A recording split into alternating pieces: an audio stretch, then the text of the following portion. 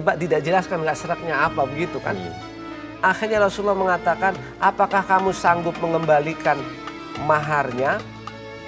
Begitu. Perempuan menjawab, sanggup ya Rasul. Oleh Rasul diputuskan, kalau begitu kembalikan maharnya, diputus. Nanti dalam fikih namanya khulu. Khulu itu seorang perempuan menggugat. Tapi kalau di pengadilan kita rata-rata nggak ada. Hanya itu adalah talak satu. Nah, ini adalah pelajaran kita, wahai pemirsa yang dirahmati oleh Allah. Jangan kita misalnya perempuan nggak punya pendidikan, nggak punya pengetahuan, sudahlah saya ikut, saya nggak mau. Boleh loh.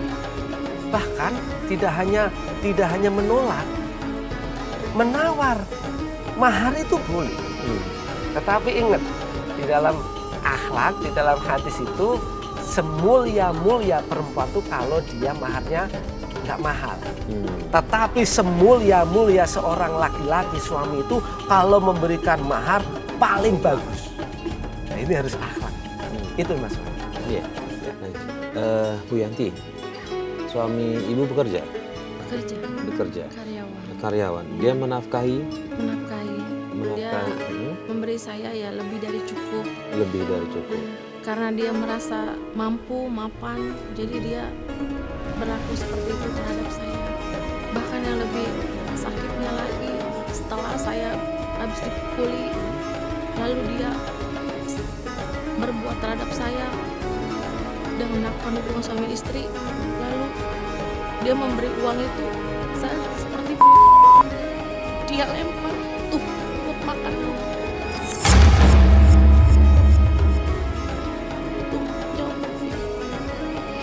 Terus saya bilang, apa sih salah saya? Apa kurang diri saya? Orang mengatakan saya ini bagus, tidak ada kekurangannya.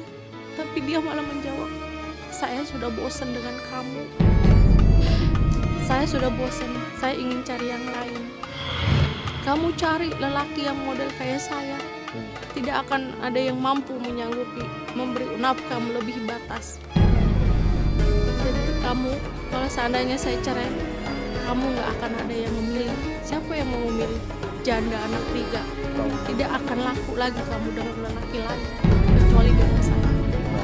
Jadi turuti apa kata saya. Sombong sekali. Ya, ini saya kira perlu dihentikan. Kita ingat hadis Rasulullah, unsur akhaka zaliman atau madluman. Kita tolong saudara kita yang zalim. Ini orang zalim nih. Dia punya hak, punya kewajiban. Istri juga punya hak, punya kewajiban. Bukankah dia sudah ngobainin setiap malam, dia capek, dia masakin, dia mencuci pakaiannya, dia menutupin aib-aibnya, dia menghargai. Dulu ketika seorang suami belum menikah, bagaimana susahnya sekarang punya istri. Dia hinakan, na'udzubillah min dzalik. Wahai suami, jangan memperlakukan atau menghinakan seorang istri. Kalian akan dihinakan oleh Allah. Dan itu dilarang oleh Rasulullah SAW. Bagaimana memperlakukan seperti orang lain. Na'udzubillah min dzalik. Orang ini harus dihentikan. Kemudian Bu Yanti, sampai sekarang suami seperti itu? Saya sudah lama. Akhirnya setelah saya sudah tidak sanggup meneruskan rumah tangga dia, lalu saya memutuskan bercerai sama dia. Oh, sudah cerai? Saya sudah cerai. Lalu saya salah jalan. Sudah salah jalan tuh? Saya ingin membuktikan pada suami saya kalau ucapannya itu salah. Mulailah mengenal dunia malam. Saya permainin semua laki-laki karena saya disakiti gitu oleh lelaki. Akhirnya saya buktikan terhadap dia, dari laki satu pindah ke laki satu, pindah ke laki satu. Saya hanya untuk menyakiti dan membuktikan kepada dia apa yang dia ucapkan itu salah. Akhirnya dengan lama saya pernah merusak rumah tangga orang. Karena saya rumah tangganya selalu diberantakin sama orang-orang yang selingkuhan suami saya. Akhirnya saya merusak rumah tangga orang.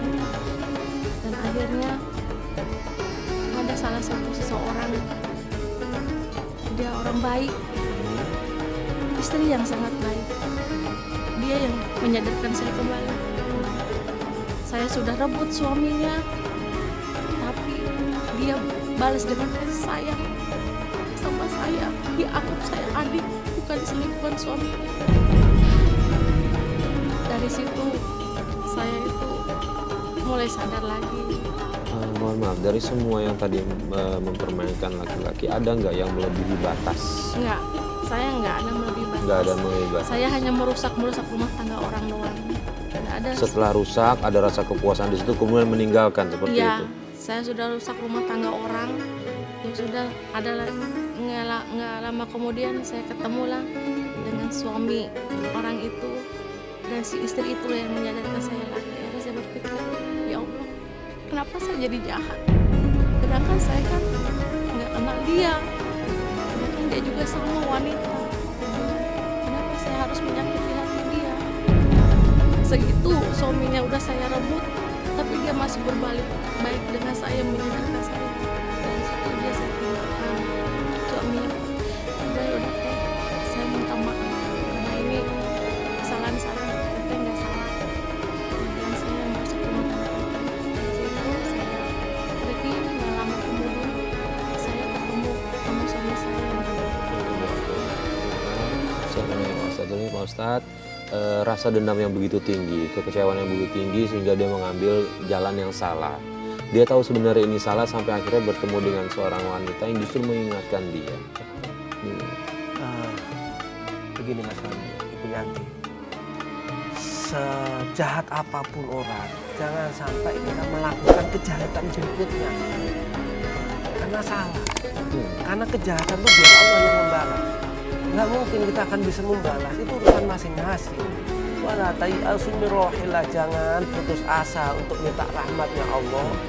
Toh ternyata beliau ketemu dengan orang yang dia merasa jahati, dia ganggu, ada kebaikan, ada hidayah di sana, ada orang yang mengingatkan itu nggak bagus, nggak baik. Alhamdulillah diberi petunjuk oleh Allah, kemudian tidak ada orang yang mau menjadi suami, akan menikahi. Ini sebuah petunjuk dari Allah. Kita minta ampun kepada Allah, jangan diulang lagi, jangan urusan orang, jangan merusak punya orang lain. Itu lebih baik, akan lebih mulia. Kemudian Ibu Yanti menikah lagi dengan pria yang terakhir itu ya, yang ketemu terakhir itu setelah tadi cerita itu ya. Gimana kehidupan rumah tangga Bu Yanti yang baru? Saya baru merasakan dihargai sebagai seorang wanita, dihargai sebagai seorang istri, dihargai sebagai seorang ibu. Jadi saya rumah tangga sama beliau sudah berjalan 6 tahun. Ya, baru merasakan yang namanya rumah tangga yang sebenarnya. Sudah ada keturunan? Sudah ada satu. Tapi di balik kebahagiaan rumah tangga saya, di situ juga masih ada duri juga. Duri seperti apa? Keluarga suami saya tidak suka terhadap saya karena saya awalnya janda anak 3, sedangkan suami saya statusnya single. Nah, mereka merasa tidak pantaslah saya untuk anak dia, tapi si anak ini menginginkan diri saya, lalu saya ya menikah dengan dia. Ya, setelah rumah tangga 6 tahun, saya ini sering dibanding-bandingkan oleh mantu-mantu dia. Ya, karena saya ini orang susah, jadi selalu dibanding-bandingkan. Apa yang saya perbuat ini salah, yang begini salah di mata dia itu, di mata mertua saya. Dan nggak lama, berapa 6 tahun kemudian suami saya jatuh sakit. Boleh tahu sampai Gula. dari gula? Iya. Nah, udah itu mulailah dari situ mertua semakin menjadi terhadap saya. Dia selalu menyalahkan saya karena kawin dengan saya, anaknya langsung sakit.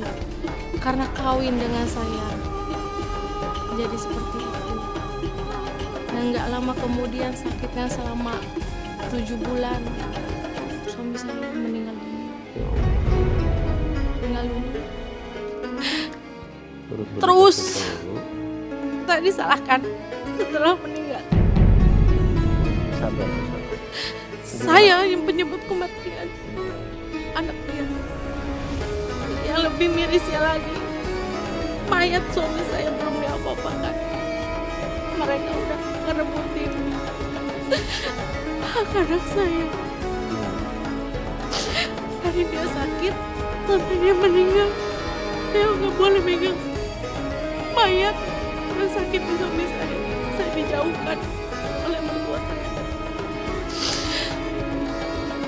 Saya tidak boleh menyentuh suami saya. Untuk yang terakhir kali pun saya tidak boleh. Saya diusir sama anak saya. Pulang dari pemakaman saya diusir.